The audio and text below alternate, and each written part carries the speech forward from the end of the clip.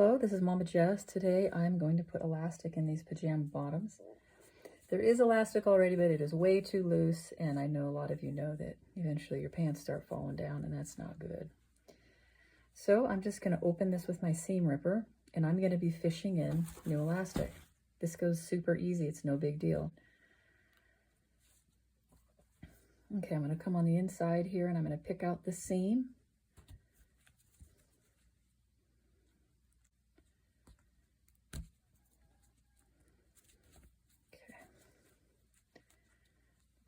The right width here.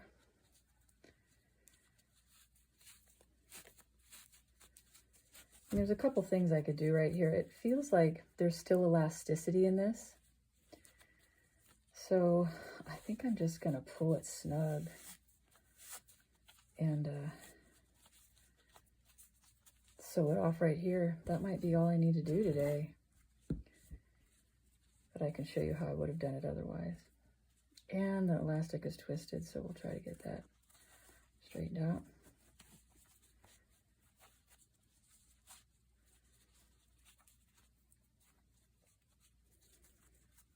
So I recommend, if you are going to do it this way, to try them on and assess where you want to sew it. Okay, so I'll take a safety pin. I'm going to try them on and see where I would like this. It might need to be a little bit tighter, a little bit looser, but I'll be able to find out here in a second. Okay, this is where I'm at.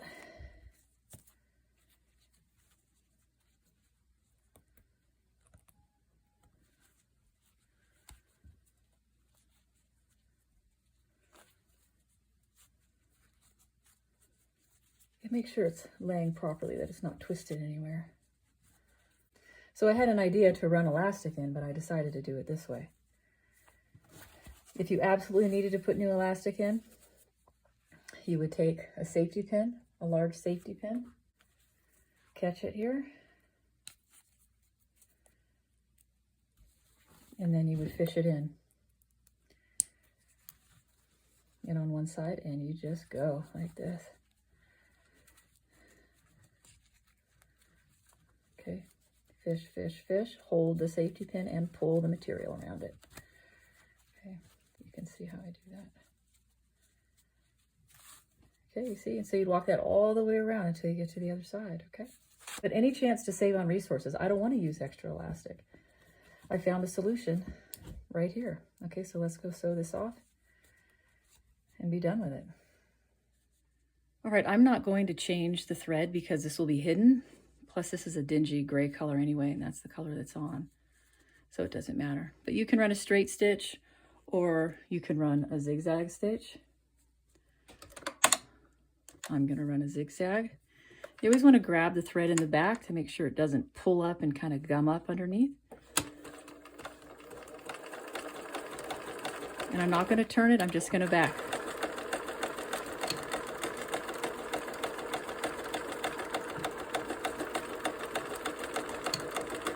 Okay, that looks good to me.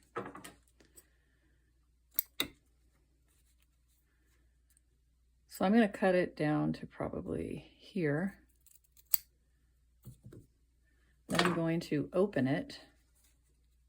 Okay, and then I'm going to do a bar tack, okay, on both 1, 2, 3, 4 to open it up, okay?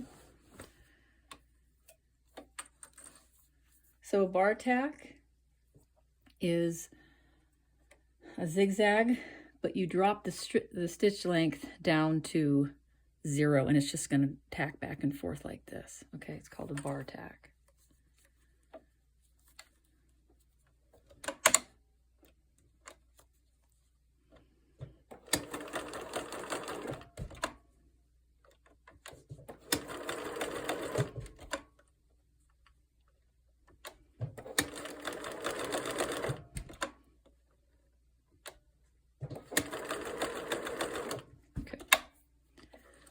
It out.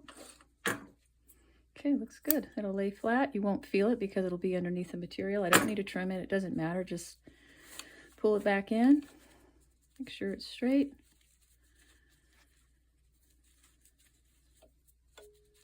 Just trim that excess.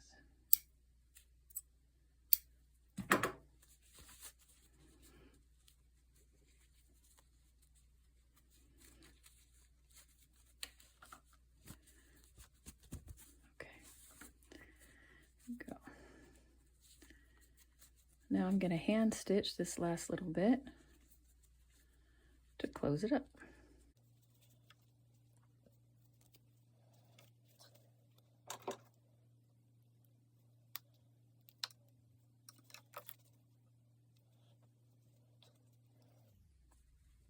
Okay, let's do that. I'm going to be slipping inside, right on the edge.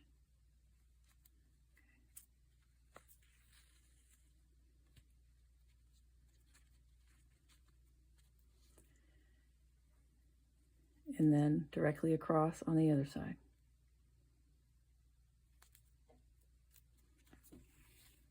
So I've jogged up probably 1/8 of an inch or shy of that, then across again.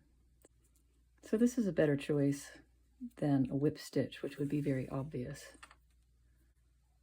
Maybe I'll draw you a diagram so you can understand it better if this isn't so clear. All right, I'm going to show you up close how I did that final hand stitch, what I call the blind stitch, where you're joining 2 pieces of material, okay, that are folded and have this crease on the edge.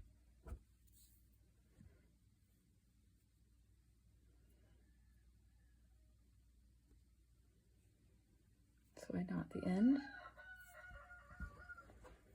And I always try to find a way to hide my knot when I'm working with a garment.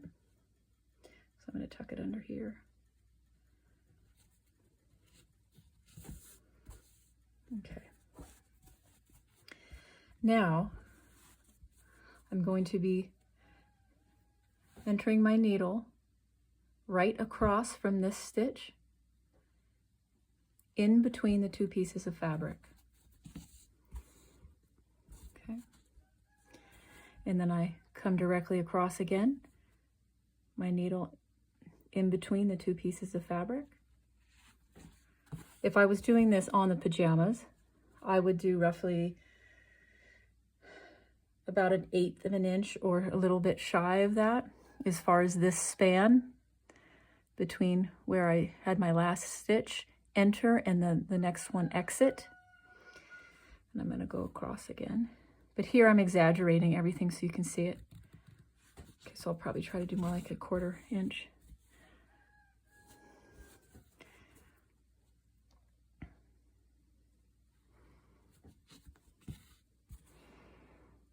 Okay, so you can see how I'm tacking back and forth and I'm hiding that stitch. You cannot see it on the other side.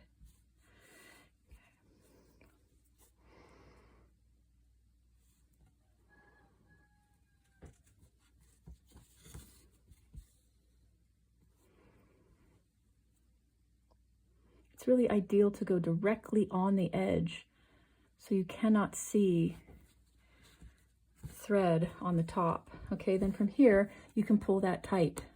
Okay, and you can see how it's hiding. Even though I have a very strong contrasting color, it's very hard to see those threads. Okay, you can't see them here. So if it was white, you could see how blind it would be. You really wouldn't be able to see it. Okay, so just continue up.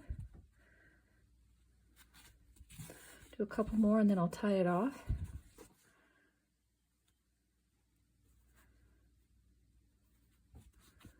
I'm going to make them kind of big here.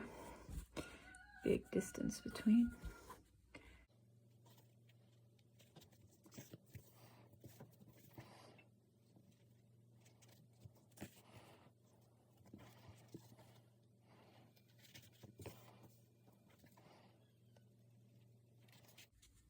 Okay, I'm making that distance a lot bigger for the sake of time.